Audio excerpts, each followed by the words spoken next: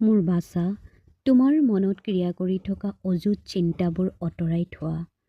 কাইলৈৰ অনিশ্চয়তাক লৈ অস্থিৰ নহ'বা। মই তোমাৰ সংগ্ৰামবোৰ দেখিছোঁ। নিশা যেতিয়া গোটেই পৃথিৱী শুই থাকে, তেতিয়া তুমি কৰা সেই নীৰৱ প্ৰাৰ্থনাবোৰৰ মই সাক্ষী হৈ ৰওঁ।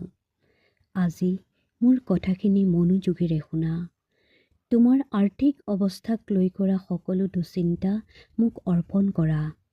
আজিৰ এই অভাৱবোৰৰ বাবে মই তোমাৰ বাবে সাজু কৰি থোৱা উজ্জ্বল ভৱিষ্যতটোক অন্ধ কৰি নিদিবা। মোক তোমাৰ হৃদয়ত স্থান দিয়া। মই তোমাৰ জীৱনটো আগুৱাই লৈ যাম। যেতিয়াই তুমি অনুভৱ কৰিবা যে সকলোবোৰ ভাগি পৰিছে, তেতিয়া মনত ৰাখিবা, মই সেইডাল অদৃশ্য সূতা যিয়ে সকলোবোৰ বান্ধি ৰাখে। যেতিয়া তুমি মোৰ হাতত ধৰিবা, মই তোমাৰ প্ৰতিটো কামৰ বাবে সমল যোগান ধৰিম। মই দৃশ্য আৰু অদৃশ্য দুয়োটাৰে দাতা। জীৱনৰ এই সংগ্ৰাম পথত তুমি অকলশৰীয়া নহয়।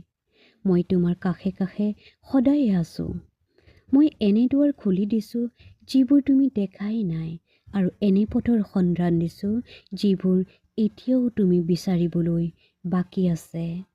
শীঘ্ৰেই সফলতা আৰু সমৃদ্ধিয়ে তোমাক লগ পোৱাই নহয়, সেইবোৰে তোমাক অনুসৰণ কৰিব, কাৰণ তুমি মোৰ দৈবিক পোহৰ কঢ়িয়াই লৈ ফুৰিছা। তোমাৰ দায়িত্ব অতি সৰল কিন্তু গভীৰ। তোমাৰ কৰ্তব্যবোৰ সততাৰে পালন কৰা। এখন নিকা হৃদয় আৰু স্থিৰ মন লৈ কাম কৰি যোৱা। কামৰ অংশখিনি নিষ্ঠাৰে কৰা আৰু তাৰ পিছত বাকীখিনি মোক অৰ্পণ কৰা। এই চিৰন্তন সত্যটো মনত ৰাখিবা, য'ত মোৰ নাম জপ কৰা হয় তাত কোনো অভাৱ নাথাকে।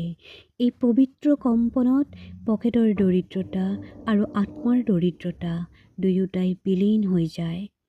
তাত কেৱল প্ৰাচুৰ্যৰ প্ৰবাহ বয়, কৃপাৰ এক অনন্ত নদী বয়, যিয়ে তোমাৰ অস্তিত্বৰ প্ৰতিটো অংশই তৃপ্ত কৰি তোলে।